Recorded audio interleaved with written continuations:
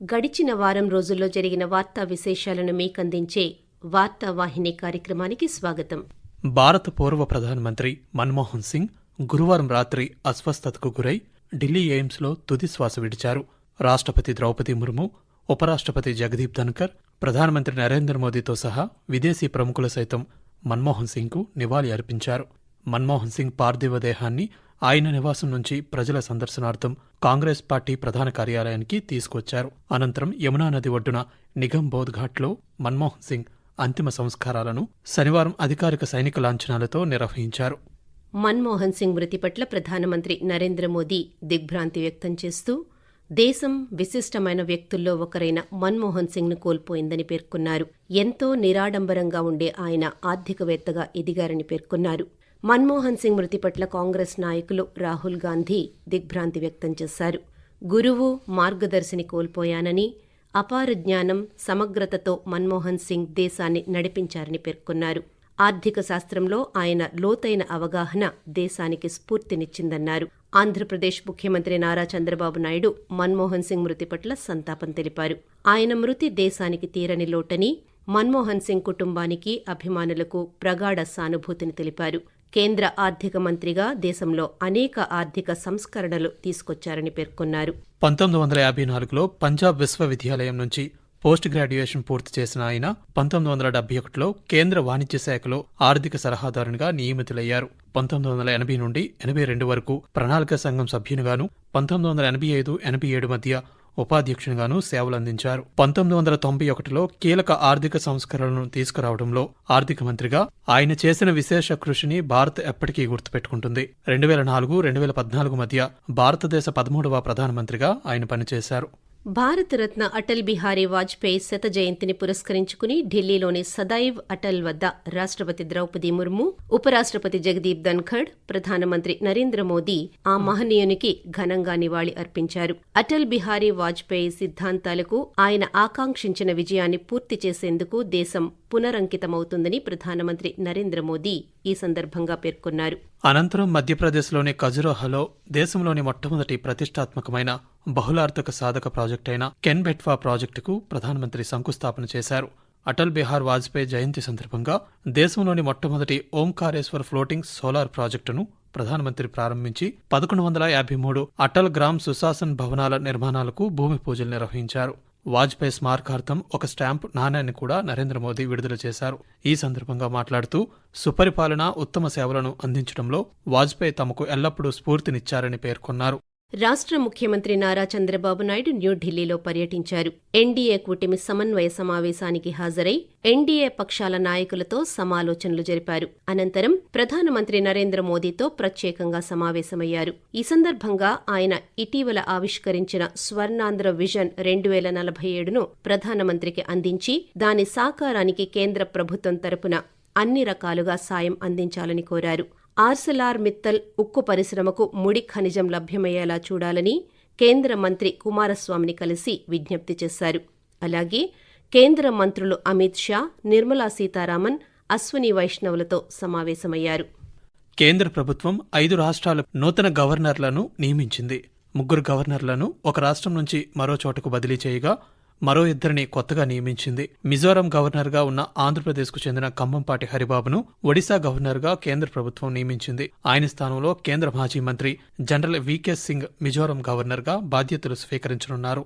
ఈ మేరకు రాష్ట్రపతి కార్యాలయం మంగళవారం ఒక పత్రికా ప్రకటన విడుదల చేసింది. అలాగే మణిపూర్ గవర్నర్గా భల్లా అజయ్ కుమార్ను ప్రభుత్వం నియమించింది. ప్రస్తుతం ఆ రాష్ట్ర గవర్నర్గా ఉన్న అనసూయ యూకే పదవీకాలం ఈ సంవత్సరం జూలై 30వ తేదీతో ముగియగా అప్పటి నుంచి ఆ బాధ్యతలను అసోం గవర్నర్ లక్ష్మణ్ ప్రసాద్ ఆచార్య నిర్వర్తిస్తున్నారు. 2019 నుంచి 2024 ఆగస్టు వరకు అజయ్ కుమార్ కేంద్ర హోంశాఖ కార్యదర్శిగా సేవలందించారు. అలాగే కేరళ గవర్నర్గా ఉన్న ఆరిఫ్ మహమ్మద్ ఖాన్, బీహార్ గవర్నర్గా ఉన్న రాజేంద్ర విశ్వనాథ్ ఆర్లేకర్లను పరస్పరం మార్పిడి చేశారు. 2024 సంవత్సరానికి సంబంధించి ప్రధానమంత్రి రాష్ట్రీయ బాల పురస్కారాలను రాష్ట్రపతి ద్రౌపది ముర్ము 7 విభాగాల్లో ప్రతిభావంతులైన 17 మంది చిన్నారులకు అందించారు. న్యూఢిల్లీలోని రాష్ట్రపతి భవన్లో జరిగిన ఈ కార్యక్రమంలో అవార్డులు అందుకున్న చిన్నారులను రాష్ట్రపతి అభినందిస్తూ పిల్లల కృషి అసాధారణమని, ప్రతి ఒక్కరూ అసమానమైన లక్షణాలను కలిగి ఉన్నారని ప్రశంసించారు. పురస్కార గ్రహీతల విజయాలు దేశంలోని పౌరులందరికీ స్ఫూర్తిగా నిలుస్తాయని ఉద్ఘాటించారు. ఈ పురస్కార విజేతలందరూ అనంతరం ప్రధానమంత్రి నరేంద్ర మోదీతో సమావేశమయ్యారు.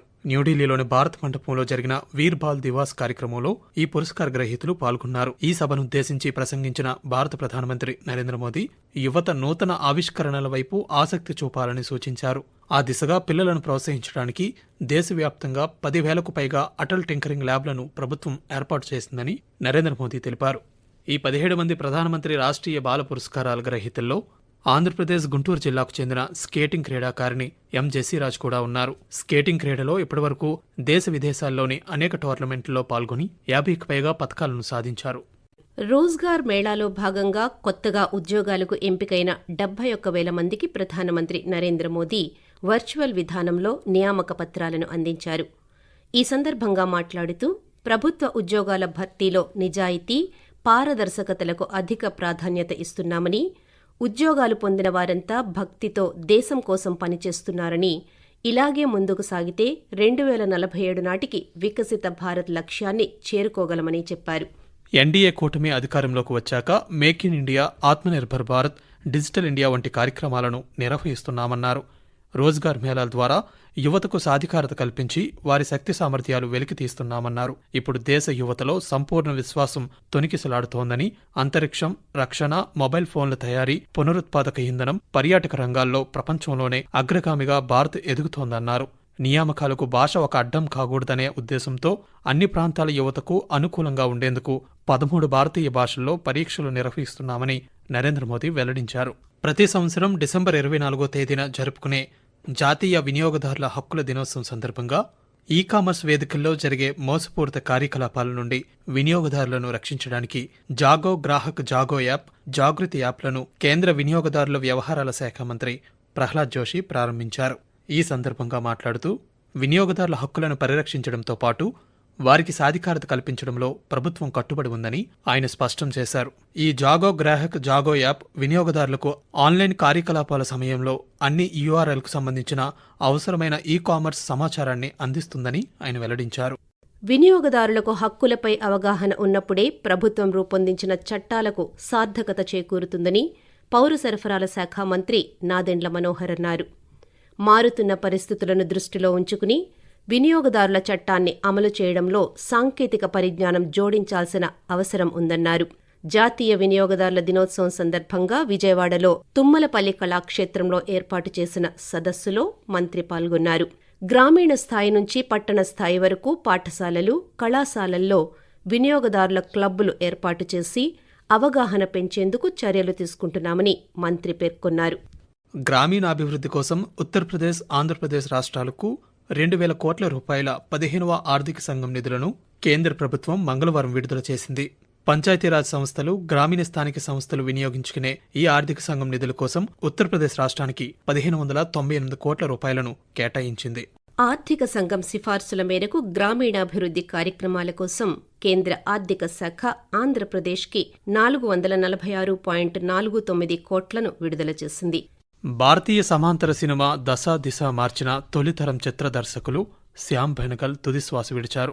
గత కొంతకాలంగా కిడ్నీ సంబంధిత వ్యాధులతో బాధపడుతూ ముంబైలోని ఓ ఆసుపత్రిలో సోమవారం సాయంత్రం ఆయన కన్నుమూశారు.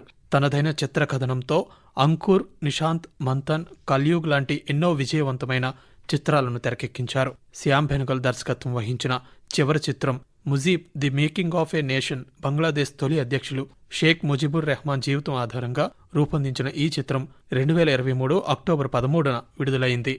శ్యామ్ బెనగల్ భారత ప్రభుత్వం నుంచి 8 జాతీయ చలనచిత్ర అవార్డులు అందుకున్నారు. అలాగే సినీ రంగంలో కనపరిచిన అత్యుత్తమ ప్రతిభకు గాను 1976లో పద్మశ్రీ, 1991లో పద్మభూషణ్, 2003లో ఇందిరాగాంధీ జాతీయ సమైక్యత పురస్కారం, 2007 ఆగస్టు 8న అత్యంత ప్రతిష్టాత్మకమైన దాదాసాహెబ్ ఫాల్కే అవార్డును కూడా అందుకున్నారు. ఆయన తీసిన తెలుగు సినిమా అనుగ్రహం నంది అవార్డును గెలుచుకుంది. ఆంధ్రప్రదేశ్లోని అరకు పరిసర ప్రాంతాలను శీతాకాలంలో పర్యాటకులు ఎక్కువగా సందర్శిస్తుంటారు. ఈ నేపథ్యంలో ప్రయాణికుల రద్దీ దృష్ట్యా శని ఆదివారాల్లో విశాఖపట్నం అరకు మధ్య ప్రత్యేక రైళ్లను నడుపుతున్నామని Waltair division senior divisional commercial manager Sandeep తెలిపారు. విశాఖపట్నం అరకు విశాఖపట్నం మార్గమధ్యంలో ఈ ప్రత్యేక రైళ్లు ప్రతి శని ఆదివారాల్లో విశాఖపట్నంలో ఉదయం 8:30 బయలుదేరి అదే రోజు ఉదయం 11:45 అరకు చేరుకుంటాయని తెలిపారు. తిరుగు పయనంలో అరకులో మధ్యాహ్నం 2 గంటలకు బయలుదేరి సాయంత్రం 6 గంటలకు విశాఖపట్నం చేరుకుంటాయని, ఈ రైళ్లు నిన్నటి నుంచి జనవరి 19వ తేదీ వరకు అందుబాటులో ఉంటాయని ఆయన స్పష్టం చేశారు. దేశంలో అంతర్గత భద్రత, శాంతిని నెలకొల్పడంలో సీఆర్పీఎఫ్ కీలక పాత్ర పోషిస్తోందని కేంద్ర హోంమంత్రి అమిత్ షా అన్నారు. కేంద్ర రిజర్వ్ పోలీస్ ఫోర్స్ కార్యాచరణ పరిపాలనా సామర్థ్యంపై కేంద్ర హోంమంత్రి నిర్వహించిన సమగ్ర సమీక్ష సందర్భంగా మాట్లాడుతూ, నక్సలిజాన్ని అరికట్టడంలో ఈశాన్య రాష్ట్రాలు, జమ్మూ కశ్మీర్లో శాంతి సుస్థిరతను పునరుద్ధరించడంలో కేంద్ర సాయుధ పారామిలిటరీ దళాల సేవలు ప్రశంసనీయమని కొనియాడారు. శబరిమల యాత్రికుల సౌకర్యార్థం స్వామి అనే వాట్సాప్ ఆధారిత చాట్బాట్ను అందుబాటులోకి తీసుకొచ్చారు. కేరళలోని శబరిమల ఆలయానికి మకర సంక్రాంతి సీజన్లో లక్షల్లో భక్తులు ప్రతి సంవత్సరం వెళ్తూ ఉంటారు. ఈ క్షేత్రానికి పెరుగుతున్న రద్దీతో పలు సవాళ్లు ఎదురవుతున్నాయి. భక్తుల వసతి, భద్రత, క్యూలైన్ల నిర్వహణ ఎంతో ముఖ్యం. మరోవైపు ఆలయ సమయాలు, ఆయా మార్గాల వివరాలు, యాత్రికుల సమూహాలకు సంబంధించిన ఖచ్చితమైన సమాచారం అందుబాటులో లేక భక్తులు గందరగోళానికి గురవుతున్నారు. ఈ సవాళ్లను అధిగమించేందుకు పతనంతిట్ట జిల్లా కలెక్టర్ ప్రేమకృష్ణన్ నేతృత్వంలో వాట్సాప్ ఆధారిత ఏఐ చాట్బాట్ను అందుబాటులోకి తీసుకొచ్చారు. అనకాపల్లి జిల్లా నక్కపల్లిలో 1,50,000 కోట్ల రూపాయలతో నిర్మిస్తున్న స్టీల్ ప్లాంట్, అచ్యుతాపురంలోని ఎన్టీపీసీలో హైడ్రోజన్ ప్లాంట్ ఏర్పాటుకు జనవరి 8న ప్రధానమంత్రి నరేంద్ర మోదీ శంకుస్థాపన చేయనున్నారని అనకాపల్లి పార్లమెంటు సభ్యులు సీఎం రమేష్ తెలిపారు. అనకాపల్లి జిల్లా కసింకోటలో పలు అభివృద్ధి పనులకు శంకుస్థాపన చేసిన సందర్భంగా ఏర్పాటు చేసిన సభలో ఎంపీ సీఎం రమేష్ ప్రధాని పర్యటన వివరాలను వెల్లడించారు. జాతీయ మానవ హక్కుల కమిషన్ ఎన్హెచ్ఆర్సీ నూతన చైర్మన్గా సుప్రీంకోర్టు విశ్రాంత న్యాయమూర్తి వి రామసుబ్రహ్మణ్యన్ నియమితులయ్యారు. జస్టిస్ అరుణ్ కుమార్ మిశ్రా పదవీకాలం జూన్ 1తో ముగియడంతో ఎన్హెచ్ఆర్సీ చైర్పర్సన్ పదవి ఖాళీగా ఉంది. కొత్త చైర్పర్సన్ ఎంపిక కోసం డిసెంబర్ 18న సమావేశమైన ప్రధానమంత్రి నరేంద్ర మోదీ నేతృత్వంలోని అత్యున్నత కమిటీ నిర్ణయం మేరకు రాష్ట్రపతి రామసుబ్రహ్మణ్యంను నియమించారు. చైర్మన్ రామసుబ్రహ్మణ్యంతో పాటు సభ్యులుగా ప్రియాంక్ ఖనుంగో, డాక్టర్ విద్యుత్ రంజన్ సారంగిలను నియమిస్తున్నామని ఎన్హెచ్ఆర్సీ తెలిపింది. ప్రియాంక ఖనుంగో గతంలో జాతీయ బాలల హక్కుల పరిరక్షణ కమిషన్ చైర్పర్సన్గా పనిచేశారు. జ్ఞానపీఠ్ పురస్కార గ్రహీత మలయాళ రచయిత ఎంటీ వాసుదేవన్ నాయర్ మృతి చెందారు. ఎంటీ వాసుదేవన్ నాయర్ మృతి పట్ల భారత రాష్ట్రపతి ద్రౌపది ముర్ము, ప్రధానమంత్రి నరేంద్ర మోదీ సంతాపాన్ని వ్యక్తం చేశారు. అండర్-19 మహిళల టీ20 క్రికెట్ ఆసియా టోర్నమెంట్ విజేతగా భారత్ నిలిచింది. కౌలాలంపూర్ వేదికగా జరుగుతున్న ఈ టోర్నమెంట్ ఆద్యంతం పైచేయి సాధించిన భారత యువ మహిళల జట్టు తొలిసారి నిర్వహించిన అండర్-19 టీ20 ఆసియా కప్ ఛాంపియన్గా అవతరించింది. ఆదివారం జరిగిన ఫైనల్లో నిక్కీ ప్రసాద్ నాయకత్వంలోని భారత జట్టు 41 పరుగుల తేడాతో బంగ్లాదేశ్పై గెలుపొందింది. తెలంగాణకు చెందిన గొంగడి త్రిష 47 బంతులను ఎదుర్కొని 52 పరుగుల అర్ధ సెంచరీతో రాణించి భారత విజయంలో కీలక పాత్ర పోషించింది. సంక్రాంతి పండుగ సందర్భంగా రాష్ట్రంలోని పాఠశాలలకు జనవరి 10 నుంచి 19 వరకు ప్రభుత్వం సెలవులు ప్రకటించింది. 2024-25 విద్యా క్యాలెండర్ ప్రకారమే ఈ సెలవులు ఉంటాయని ఎస్సీఈఆర్టీ డైరెక్టర్ కృష్ణారెడ్డి తెలిపారు. ప్రధానమంత్రి నరేంద్ర మోదీ తన మనసులోని భావాలను ఆకాశవాణి ద్వారా దేశ ప్రజలతో పంచుకునే మన్ కీ బాత్ మనసులోని మాట కార్యక్రమం 117వ సంచిక మరికొద్దిసేపట్లో ప్రసారమవుతుంది. మన్ కీ బాత్ కార్యక్రమ తెలుగు అనువాదం ప్రధానమంత్రి ప్రసంగం అయిన వెంటనే ఒకసారి తిరిగి రాత్రి 8 గంటలకు ఉభయ తెలుగు రాష్ట్రాల్లోని అన్ని ఆకాశవాణి, దూరదర్శన్ కేంద్రాల ద్వారా ప్రసారం కానుంది. ఇంతవరకు గడిచిన వారం రోజుల్లో జరిగిన వార్తా విశేషాలను మీకందించే వార్తావాహిని కార్యక్రమాన్ని విన్నారు. వ్యాఖ్యానం డి సత్యనారాయణ, ఎన్ మణి. సమర్పణ ప్రాంతీయ వార్తా విభాగం, ఆకాశవాణి విశాఖపట్నం కేంద్రం. వెలువడింది ఆకాశవాణి విజయవాడ కేంద్రం నుండి.